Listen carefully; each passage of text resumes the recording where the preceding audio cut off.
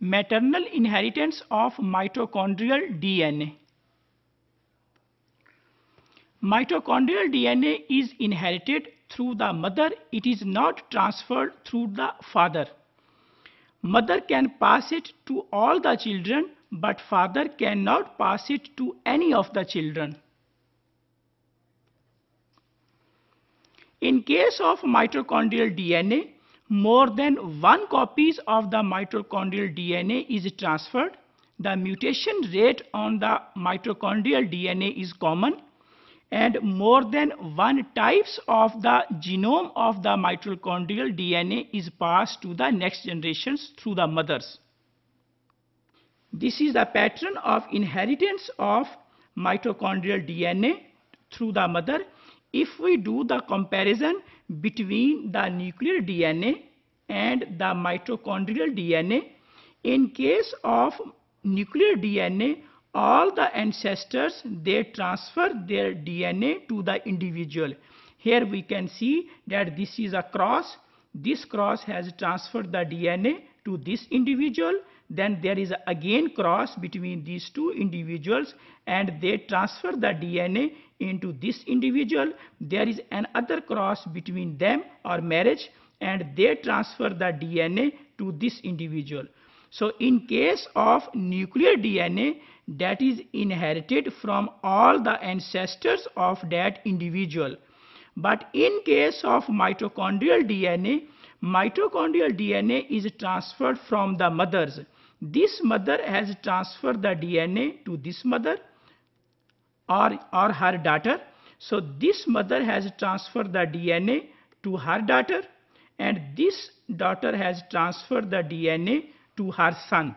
So there is a difference between the transfer of the DNA in case of nuclear DNA, which is present within the nucleus. All the ancestors, they transfer their DNA from one generation to another generation. While in case of mitochondrial DNA, it is just transferred by the mothers. So we can say that there is a single lineage in case of mitochondrial DNA. Here is the pattern that how mitochondrial DNA is transferred from the mothers to the children. So here we can say that this is the egg which is produced in the females. This is the sperm which are produced in the male. In case of eggs, the mitochondria is present within the cell, or it is present within the cell or within the egg of the female. While on the other hand, in case of sperms, mitochondria is present at the tail of the sperm. So when sperm fertilizes with the egg, it just transfer its nuclear DNA, N for nuclear DNA into the egg, and it do not transfer the mitochondrial DNA into the fertilized egg. So this is the process that how DNA is transferred. The nuclear DNA which is present at the tip of the sperm, that is transferred into the egg, while the mitochondrial DNA which is present at the tail will not transfer into the egg. So that is the reason that mitochondrial DNA inheritance is just from the mothers. From one female it transfer to the next female. Properties of mitochondrial inheritance.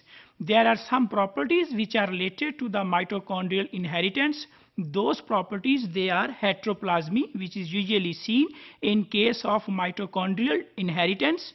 Variable expression is also a phenomena which is related to the mitochondrial inheritance. Pleiotropy, reduced penetrance, and functional mosaic. These are all properties which are related to the mitochondrial inheritance. So this is the diagram of the mitochondrial DNA which is present in the human cells. This DNA consists of this is circular in nature. It consists of two strands. One is called as heavy strand and second one is called as light strand.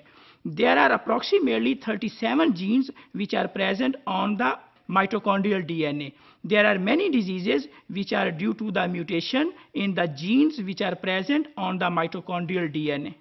So this is the pattern how diseases are inherited through the mitochondria. Here we can see that this is the egg, sperm fertilizes it and it becomes 2n. So this is 2n. So this 2n has a distribution among the individuals which get birth to the female. So there is a possibility that in some cells there is no affected or the mitochondria that has mutation. So this is a mitochondria that has the mutation for particular disease, and we see that in this individual no mutated form has been transferred. So there is loss of mutation. So within these two individuals there can be a single cell. Here we can see single cell, and here we can see two copies of the mitochondria. If there are few copies of the mitochondrial DNA, the individuals would be asymptomatic, while in those individuals that have multiple copies of the mitochondria that have a mutation, so those individuals would be symptomatic. So we can say that as a result of maternal inheritance of mitochondria, some of the individuals they have no disease, some of the individuals they have moderate symptoms of the disease, and some of the individuals they would have severe disease. Here we can see the difference between the severity due to the mitochondria. So this individual, this mother, has an abnormal mitochondria. There is a mutation on the mitochondria, and she has 4 children. So children 1, 2, 3 and 4. If we do the comparison between them, the child with no symptoms, child with minimum disease, child with mild disease, child with severe disease. So it depends on the copies of the mitochondria. If an individual inherit no copy or less copy number of the mitochondria, it is possible the individual would not develop the symptoms of the disease.